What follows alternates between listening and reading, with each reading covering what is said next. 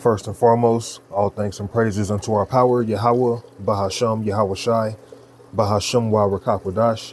Peace, blessings, much respect to the elders and the apostles of Great Millstone, on down to the rest of the elders who rule well within Israel. Salutations to the hopeful elect throughout the four corners of this whole entire earth, no matter where, or whom they may be, or what they may look like, pushing out this purified truth. To the rest of the church who believe as well. You men who may not be teachers or prophets, you women, sons and daughters also. And the water to Yahweh Shai, because without him enduring and going to that cross for the nation of Israel and the nation of Israel alone, none of this would even be possible whatsoever. Let's touch on the book of Revelations, chapter 3 and verse 15. I know thy works, that thou art neither cold nor hot. I would thou were cold or hot. So Yahweh Shai would rather we either be about this truth or just not be about this truth. One or the other. Yahweh Shai doesn't want men straddling the fence. Okay? Because if you straddle the fence for too long, you're going to have people on both sides of the fence pulling at your legs. You're going to get ripped in half. Verse 16. So then, because thou art lukewarm and neither cold nor hot, I will spew thee out of my mouth. So the Lord's like, look, since you can't make up your mind whether or not you're of the world or you want to be on fire for this truth, and not just being on fire for this truth, being lukewarm also goes into you not being a good brother. Being lukewarm can go into you being on fire, but you're an awful brother. Okay? So then, because thou art lukewarm and neither cold nor hot, I will spew thee out of my mouth. So imagine you take a, I don't know, let's say, just something at the top of my head. Let's say you have a beer and you leave it sitting around for a while. You know, at first it was nice and cold. It had some frost on the outside of the can or the bottle. You know, it was tasting real good. You let it sit for a while and it's at the very last, the very last sips of it. Over time, it's not cold anymore. It becomes like room temperature. You take that swig, you like, oh, that tastes like hell. You end up spitting it out your mouth. Well, that's how the Lord is going to treat people in this ministry who are wishy-washy. The Lord is going to destroy a lot of people. In the book of 2nd Ezra 13, it talks about how Yahweh Shai is going to destroy these nations without labor. He's going to easily destroy these nations, and they have military might. How much more us Israelites who don't want to get our acts together? That's why we want to be on point and do what we can in hopes to be the elect. Okay? Let's touch on Job 1 and verse 21. And said, naked came I out of my mother's womb, and naked shall I return thither. The Lord gave, and the Lord had taken away. Blessed be the name of the Lord. So the Lord can give, and the Lord can take away. So being lukewarm, the Lord can take away in which a man thought he had, because he never really had it.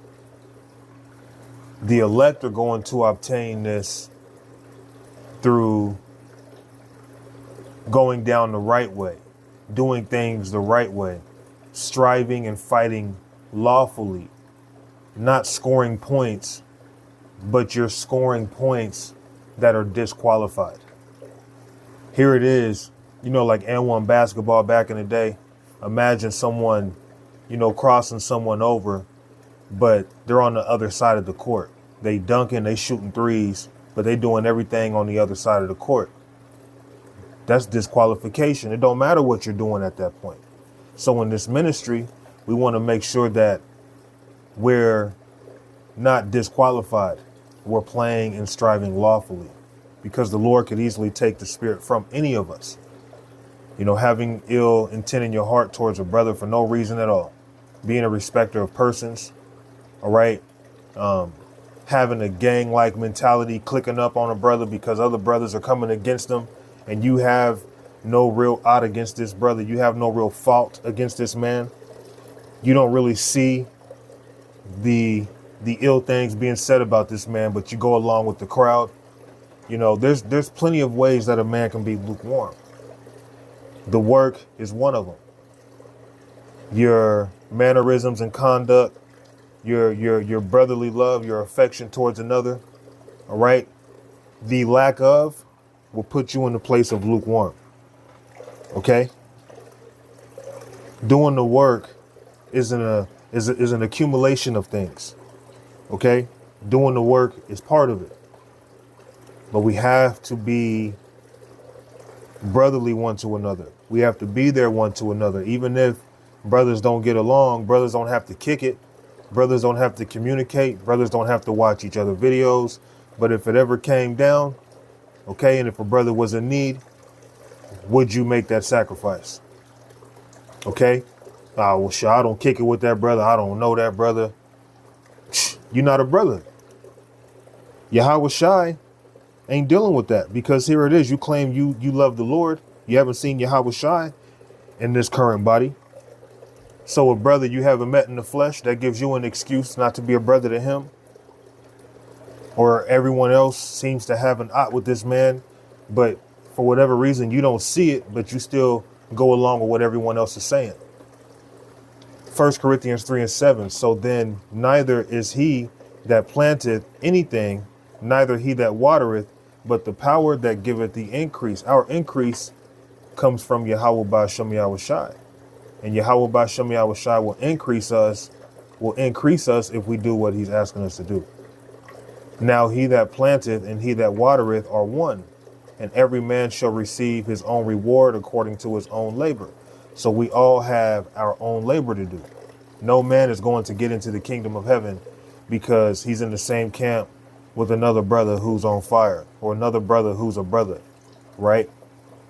Knowing a whole bunch of breakdowns. And as much as I stress that it is important for men to bring out the scriptures, because it's not about us ranting, it's not about us talking. I don't say that as if, being quick with the draw, knowing scriptures at the top of your head makes you a man of the Lord. But I say that because we are to teach the body what the words of the Lord says, not what I think and I feel says, not assumptions, okay, not motivational speeches, but we speak based off of the scriptures, and we bring up the scriptures to back up our claim, to back up our statements, so that people who do believe in the Lord know, okay, he's speaking from what the Lord is saying. He's not just, throwing something out there, but he's not showing me where he's getting this from. Now he that planteth and he that watereth are one, and every man shall receive his own reward according to his own labor. And we're being tested all the time. And at the end of it all, there's going to be a reward for our labor. And sometimes the Lord will throw us little rewards now, little, on the side rewards, just to show you he's with us. But the ultimate reward is going to come when Yahweh Shai comes from the sea. Okay, not coming from the sea as in coming from the ocean, when Yahweh Shai comes from outer space. Okay, and the scriptures also talk about the sea as in the sea being people as well. But when Yahweh Shai comes from the outer atmosphere, those who have been lukewarm, those who have been playing games, those who have been pretending, being a hypocrite, they are going to have their whole life just right before them destroyed in the sight of the Lord, in the sight of the Lamb and the holy angels. Okay? Let's touch on the book of Baruch.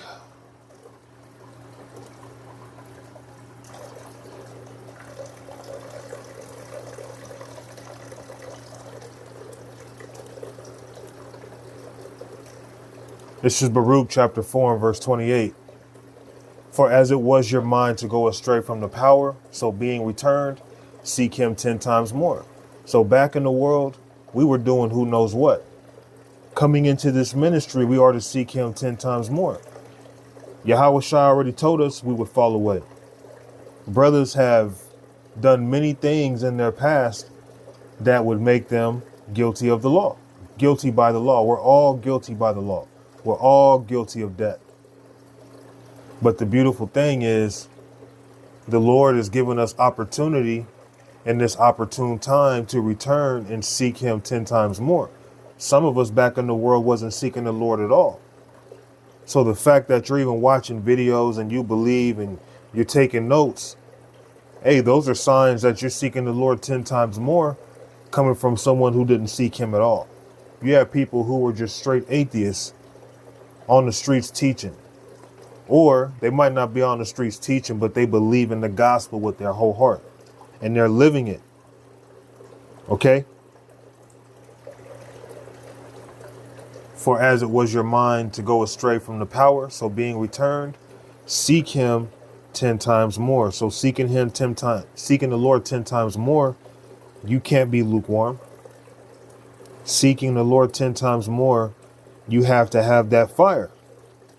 Okay? Because the Lord can easily remove that fire from us. Let's go to the book of 1 Timothy, chapter 4 and verse 14. Neglect not the gift that is in thee. So this word is in us. For some of these other guys, it might be forced. But if you really believe, if Yahweh Ba'ashem Yahushai, if Yahweh Ba'ashem Yahushai is really dealing with you, you're not going to neglect the gift.